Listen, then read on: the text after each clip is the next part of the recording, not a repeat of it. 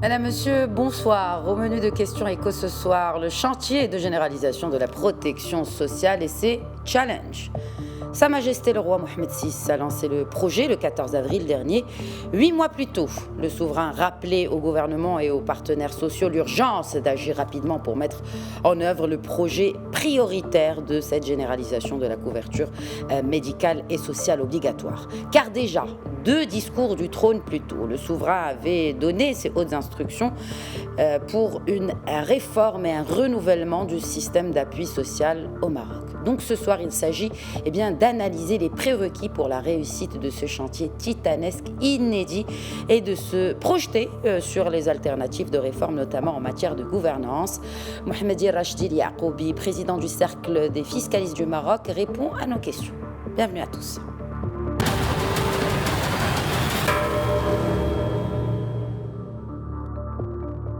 Dans un contexte de crise économique accentué par une crise sanitaire inédite, le sujet de la généralisation de la protection sociale est d'actualité. Ces grands axes ont été détaillés, mais qu'en est-il de sa mise en œuvre? La réponse avec Younes Benzineb dans ce papier introductif.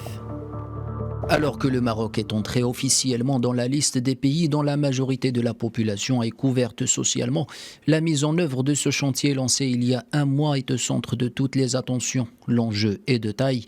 22 millions de citoyens devraient être assurés contre la maladie au cours des années 2021 et 2022, outre la généralisation des allocations familiales et l'élargissement de la base des adhérents au régime de retraite à l'horizon 2025. Le défi de la mise en œuvre de la couverture sociale se résume en quelques mots: finances, ressources humaines et gouvernance, car le financement de ce vaste programme nécessite d'abord un montant annuel total de 51 milliards de dirhams, dont 23 milliards financés par le budget général de l'État. Outre cet effort financier, le manque de ressources humaines reste substantiel face à l'ampleur du projet. Le déficit se chiffre à près de 98 000 professionnels, soit 32 500 médecins et 65 000 infirmiers. Pour y faire face, le gouvernement entend solliciter des compétences étrangères, mais il faudra aussi prendre en considération les disparités territoriales, face auxquelles la réponse réside dans la régionalisation du système de santé. Pour le gouvernement, une nouvelle approche régionale s'impose afin de mieux cerner les besoins en fonction des spécificités des régions. J'ai à présent le plaisir d'accueillir depuis Marrakech Mohamedi Yaqoubi, président du Cercle des fiscalistes du Maroc, également président de la Commission d'investissement et de la compétitivité, commission juridique et mode alternatif des règlements des conflits à la CGEM région Marrakech-Safi. Bonsoir Mohamedi Rachdi Yaqoubi, merci d'être avec nous ce soir. Bonsoir Khadija, merci de m'avoir invité à votre émission. Si on parlait d'abord bilan des systèmes de protection sociale actuelle et notamment ce fameux rapport du CESE, du Conseil économique, social et environnemental, qui remonte déjà à quelques années, à 2018. Que pouvez-vous nous dire là-dessus, Monsieur Yaqoubi? Le système de la sécurité sociale, il faut le rappeler, il est en transition. Il faut dire qu'en dépit d'une certaine lenteur dans les négociations entre le gouvernement et les représentants de différents corps de métier, de différentes branches d'activité, le bout du tunnel semble aujourd'hui très proche. L'État, sous les directives de Sa Majesté le Roi, accélère la cadence dans le chantier de la protection sociale. Ce chantier est immense, je dirais c'est un chantier de Rennes. C'est un chantier de réforme qui est important et qui va nous aider à aller progressivement vers un système national de santé et sa réhabilitation. Il faut dire qu'on en a grandement besoin. Cette généralisation de la protection sociale va se dérouler par étapes, bien entendu. Il sera question, dans un premier temps, de la généralisation de l'AMO de base, de l'assurance maladie obligatoire, durant les années 2021-2022, sur 2 ans. Et ce, par d'abord l'élargissement de l'assiette des bénéficiaires de cette assurance pour inclure notamment les catégories vulnérables bénéficiant du régime d'assistance médicale, ainsi que la catégorie des professionnels et travailleurs indépendants. Je parle des personnes non salariées qui exercent une activité libérale ou autre, de sorte que quelque chose comme 22 millions de personnes supplémentaires vont bénéficier de cette assurance qui couvre les frais de traitement, de médicaments, d'hospitalisation. Et puis, on aura, je dirais, une deuxième étape qui est importante, c'est celle de la généralisation des allocations familiales durant les années 2023-2024. Et ce, en permettant aux ménages qui ne bénéficient pas de ces allocations de toucher des indemnités couvrant les risques liés à l'enfance ou à des indemnités forfaitaires. Et enfin, je dirais le troisième point qui consiste en l'élargissement en l'an 2025 de l'assiette des adhérents, des assurés, au régime de retraite pour inclure les personnes qui exercent un emploi et qui ne bénéficient pas d'aucune prestation.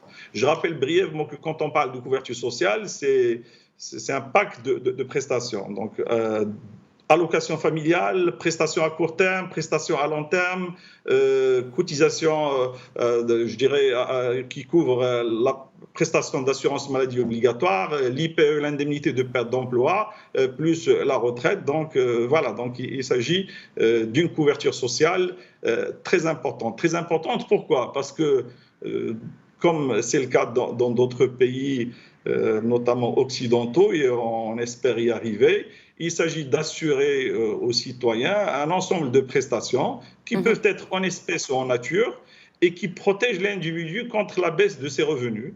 Ces baisses qui peuvent survenir suite à des risques comme ou autres. C'est le cas de la pandémie, par exemple. Mais alors, vous avez dit, voilà, on l'espère, mais il faudra aussi remplir quelques prérequis. Avant de parler des prérequis financiers, parlons justement des prérequis. D'abord, pour assurer justement cette généralisation, il faut de la ressource humaine. Il faut des fonctionnaires, des médecins et j'en passe. Quels sont aujourd'hui les outils du Maroc en termes de prérequis pour réussir ce chantier de la généralisation de la protection sociale ? D'abord, il ne s'agit pas d'assurer uniquement les risques en cas de pandémie ou autre. Il s'agit aussi de couvrir et surtout la baisse de revenus liés à la vieillesse, aux maladies, l'invalidité, le décès, le chômage, l'accident de travail, les maladies professionnelles et je dirais toute augmentation des charges qui ne peut pas être supportée par les foyers. Parce qu'il faut dire que la protection sociale a pour objectif justement de permettre à des personnes de survivre quand ils sont malades ou âgés ou supportant une charge de famille qui est importante. Voilà, ça c'est, je dirais, sans parler bien sûr des crises qui peuvent survenir et qui sont combien importants. Maintenant, quand on parle de prérequis, les prérequis d'abord, ils concernent l'identification des personnes qui vont être concernées. C'est le point, je dirais, de départ. Parce que si on parle, par exemple, de ce premier palier qui est celui des travailleurs non salariés, juste pour que les gens comprennent de qui on parle exactement. C'est une population qui est relativement nombreuse. Elle comprend le professionnel indépendant, personne physique qui exerce une profession libérale, ça peut être architecte, médecin, topographe, etc. Travailleur indépendant, ça veut dire une personne physique qui exerce une activité soit commerciale, agricole, et Dieu sait que dans l'agriculture, vous avez un nombre aussi très important. On parle aussi de propriétaires d'une exploitation d'élevage ou d'agriculture, ou une exploitation forestière, travailleurs non salariés du secteur du transport routier. Mais je me permets de vous interrompre, c'est bien la raison pour l'adoption du projet de décret sur la création de l'Agence nationale des registres, qui vient d'être adopté le 21 avril, enfin en tout cas, c'est tout récent. Exactement, ça c'est un premier chantier qui est très important dans le cadre de l'identification. Parce qu'on parle de registre social, mais on parle des registres. Il s'agit de bien identifier les gens. Et ça, je dirais, c'est un chantier qui est important. Maintenant, l'un des défis les plus importants pour la CNSS, c'est d'abord d'intégrer l'informel. Il faut utiliser tous les moyens dont on dispose. Moi, je recommande, je dirais, la participation, la contribution ou le concours de tous les services extérieurs de l'État, y compris l'administration des impôts, donc les directions régionales des impôts, la CNSS, le ministère de l'Intérieur, pour essayer de travailler sur l'identification des personnes qui opèrent dans l'informel, parce que l'objectif, c'est d'élargir l'assiette. et à travers l'élargissement de l'assiette, on va arriver à améliorer les ressources, ça veut dire qu'on va drainer plus de cotisations, et avec plus de cotisations, on va pouvoir améliorer l'offre de prestations qui est destinée aux assurés. Ça, c'est un point qui est très important. Regardez, là aussi, des défis qui se posent maintenant, c'est celui aussi des représentations professionnelles. Si vous avez par exemple des professions libérales qui sont, je dirais, organisées sous forme d'ordre professionnel réglementé par des lois, comme l'ordre des notaires, des médecins, l'ordre des experts comptables, l'organisation professionnelle des comptables agréés, etc. Ce genre d'ordre ne pose aucun problème parce qu'il s'agit d'un seul interlocuteur vis-à-vis des pouvoirs publics. Et la mise en place de la couverture va se faire rapidement au profit de ces catégories-là. Maintenant, pour les autres, ça pose problème. Par exemple, si vous prenez les agriculteurs, qui représente les agriculteurs? Bon, il y a plusieurs fédérations interprofessionnelles, mais voilà. Il y a des fédérations interprofessionnelles pour l'agriculture, M. Yacoubi. Oui, mais malgré ça, parce que vous avez plusieurs activités. Vous avez des céréaliculteurs, des producteurs maraîchers, des éleveurs ovins, bovins, etc., des gens qui sont dans l'apiculture, dans l'aviculture, et ça pose un petit peu problème. Mais quelle est l'alternative? L'alternative, c'est surtout, pardon, excusez-moi, ça tombe bien que vous parliez de cela. Moi, j'ai envie de vous parler de cette CPU, de cette contribution professionnelle unique, qui a créé, quand bien même il y a des représentations du côté des commerçants, eh bien, ils n'étaient pas d'accord. D'ailleurs, jusqu'à très récemment, ils ont clairement exprimé leur refus de cette CPU. Alors, cela dit, est-ce que c'est suffisant finalement de se regrouper en fédération, association, ordre, ou en tout cas en représentant unique vis-à-vis des pouvoirs publics, comme vous le disiez? Est-ce suffisant pour déjà fédérer les voix au sein de ces fédérations? Déjà c'est un bon exemple. Là, on parle d'une population qui, normalement, était sous le régime forfaitaire, qui était déjà identifiée. On ne parle pas d'informel. Et on veut la faire migrer vers la contribution professionnelle unique. Et on a du mal. Même la population exacte, on n'arrive pas à la chiffrer, bien que l'administration des impôts dispose des chiffres, mais toutes les personnes ne se sont pas inscrites. Donc, il y a déjà un problème à ce niveau-là. Il faudrait davantage vulgariser, je dirais, cette offre qui est CPU plus AMO de base, qui est très intéressante, qui est préférentielle, qui est à l'avantage effectivement de ces personnes physiques. Il faut les pousser à aller de l'avant. Maintenant, je vais vous dire le problème qui se pose concrètement. On est en période pandémique. Les gens n'ont pas d'argent, même pour donner ce droit complémentaire ou cette contribution au titre de l'AMO. Il y a beaucoup de personnes physiques qui sont incapables de payer. Ils sont incapables de payer. Ça, c'est le premier niveau. Deuxième niveau, il y a certaines personnes qui disent à la CNSS, mais pourquoi on ne vient pas s'inscrire auprès de chez vous directement? Pourquoi vous nous demandez d'aller s'inscrire auprès de l'administration des impôts? Pourtant, la CNSS a facilité la chose, n'est-ce pas?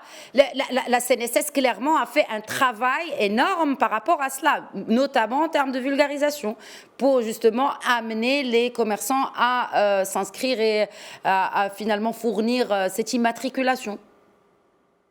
Moi, je parle de toutes les catégories qui sont intégrées dans la CPU. Oui. Il y en a qui ont une certaine frilosité, qui ont une crainte vis-à-vis de l'administration des impôts, mais ils ne comprennent pas qu'avec la digitalisation, avec l'échange d'informations, en fait, toutes les informations qui sont auprès de la douane sont les mêmes qui sont auprès de la CNSS qu'auprès des impôts. Et si ce n'est pas le cas maintenant, ça va venir. Donc, ça ne change rien. Mais eux, ils veulent, non, on aurait dû aller directement vers la CNSS sans s'inscrire. Mais bien sûr, parce que la CPU, le principe de la CPU, c'est qu'il y a deux contributions. Une première contribution qui est un impôt unique, c'est l'appellation même de contribution professionnelle unique, qui regroupe la taxe professionnelle, soi-disant la TVA, l'IR, etc.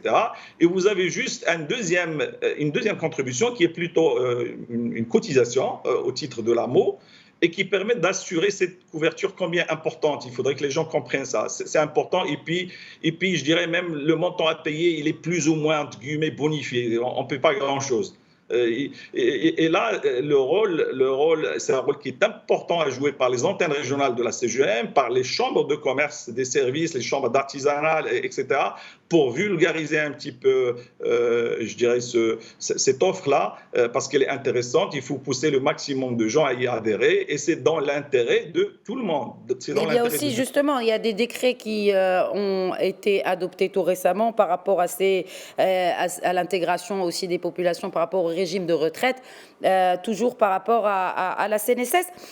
Avant de parler de la CNSS, puisqu'on parle de ce projet de généralisation de la protection sociale, il y a une question qui s'impose, Mohamed Rajdi Yacoubi. Est-ce qu'aujourd'hui, cette réforme de la gouvernance du système aujourd'hui de protection sociale est en bonne voie, selon vous? Oui, elle est en bonne voie. Et pour une fois, je vois qu'il y a une accélération au niveau de la cadence de production des textes, aussi bien les textes de loi que les décrets ou les textes d'application. Et j'en félicite franchement, parce que quand l'administration fait des choses qui sont intéressantes, il faut le dire, que c'est des actions qui méritent louange. Le travail qui se fait par le ministre de l'économie et des finances, le travail qui se fait au niveau de la direction générale des impôts, au niveau de la direction générale de la CNSS, est un travail qui mérite des félicitations, il faut le dire. On est sur la bonne voie. Il y a des complications, c'est sûr, comme je l'avais dit tout à l'heure, qui sont liées à l'identification. J'espère qu'avec le concours des chambres de commerce, des associations professionnelles, de la CGM, on arrivera à aller rapidement vers l'arrimage et vers l'implémentation de ces textes, et surtout vers la mise en place du système pour qu'il soit opérationnel et pour qu'il profite justement à tous ces gens qui font partie de ces travailleurs non salariés, qui, comme je l'avais dit, cela comprend non seulement les professions libérales, mais également les indépendants d'une façon générale, les personnes salariées. Ça peut aller même il y a les auto-entrepreneurs aussi, il y a les sportifs, il y a les freelances, il y a les, donc, je dirais, et surtout des populations qui sont nombreuses. Dans le domaine de l'agriculture, par exemple, vous avez un nombre qui est très important d'agriculteurs qui depuis toujours n'ont aucune exonérés. Sociale. Oui, mais ils sont exonérés. Mohamed Rajdi Yacoubi, le secteur a été exonéré pendant plusieurs années d'impôts. C'est un secteur, on le sait, qui a été exonéré d'impôts. Justement, tout à l'heure, vous souleviez un point très important, il est vital, c'est le socle un peu de la réussite, c'est le financement de ce système, et cette généralisation de la couverture sociale. Comment le financer s'il n'y a pas une adhésion? Vous parliez de l'intégration de l'informel, il faut intégrer un large pan de l'économie, des acteurs de l'économie, mais comment? Vous êtes fiscaliste, vous savez que c'est à la limite de culturel de ne pas payer ses impôts au Maroc. Je ne généralise pas, bien naturellement.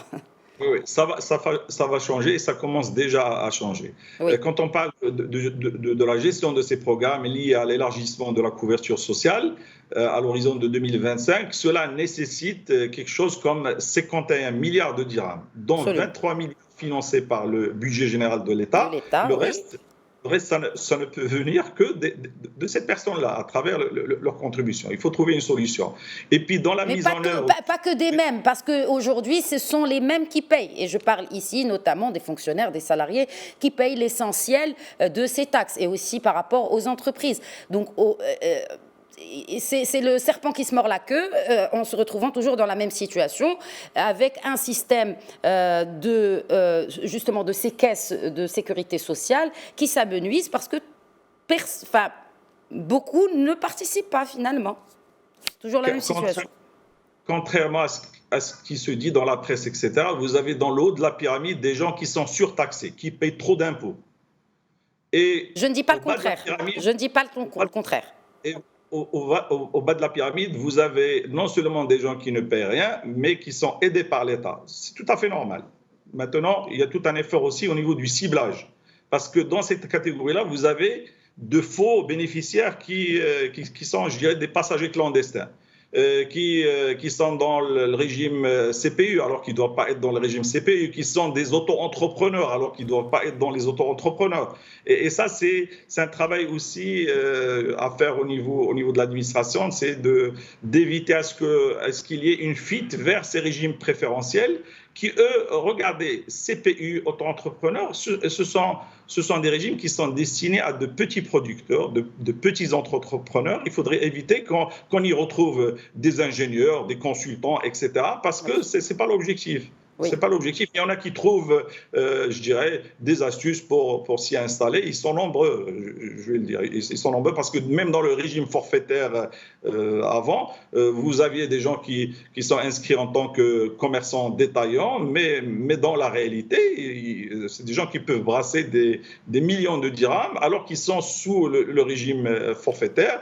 Et quand on regarde qu'est-ce qu'ils payent à l'année, ils payent pratiquement rien. Et ça, c'est pas normal. C'est l'injustice aussi fiscale qu'il faudrait rétablir. Donc, pour revenir au sujet, encore une fois, on est sur un projet, certes, comme vous l'avez souligné, Madame Ihsan, un projet qui est avant-gardiste, qui nécessite, je dirais, la modification d'un ensemble de textes législatifs et réglementaires qui sont existants. Il faut élaborer de nouveaux textes et lancer un ensemble de réformes structurelles qui concernent la mise en place du système de santé, la réforme du système de compensation, de manière à remédier au déséquilibre au niveau du ciblage des catégories éligibles à l'aide. Et tout ceci doit se faire parallèlement à l'opérationnalisation du registre social unifié. Absolument. Je vais vous dire que le système de compensation tel qu'il est maintenant, parce que valeur d'aujourd'hui, on continue de bénéficier de la subvention sur le gaz butane, sur le sucre et sur le blé tendre. Et ce n'est pas normal que des cadres supérieurs ou des gens qui sont aisés, c'est pas normal qu'ils achètent le gaz butane ou même la baguette de pain à un prix qui est subventionné. Ça, c'est un problème de ciblage. De ciblage, mais on ne peut pas non plus avoir plusieurs prix selon... Enfin, bon, après, ça va être peut-être un peu plus délicat à mettre en œuvre. Maintenant, dans les 18 milliards. Oui, pour les aides. Mais les aides de l'État doivent être ciblées. Ils doivent concerner, je dirais, les catégories qui en ont besoin. Ils ne doivent pas profiter à des gens qui sont dans une situation aisée. Le système actuel fait que quand vous achetez votre bouteille de gaz butane, que vous soyez riche ou pauvre, vous la payez et elle est subventionnée par l'État, ce qui est anormal par rapport à un pays qui aspire à devenir émergent. Il faut aller vers une abolition progressive du système de compensation, travailler sur ce registre, les registres et le ciblage, d'où l'intérêt de ce système de ciblage qui va nous permettre d'arriver à une meilleure offre, qui est plus efficace en matière des offres, des aides de l'État au profit des catégories nécessiteuses. Mohamed Rajdili Yacoubi, juste pour terminer justement par rapport à ce ciblage, il y a eu, rappelez-vous, un blocage au sein même du conseil d'administration de la CNSS, notamment par rapport à des seuils que les syndicats ont réclamés pour adhérer justement à cette réforme, n'est-ce pas, des systèmes de retraite et de couverture sociale. Aujourd'hui, vous pensez que ce point-là est dépassé ?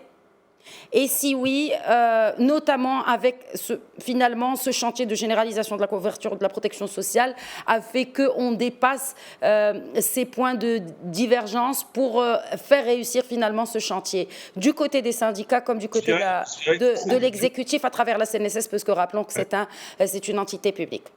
Pour terminer.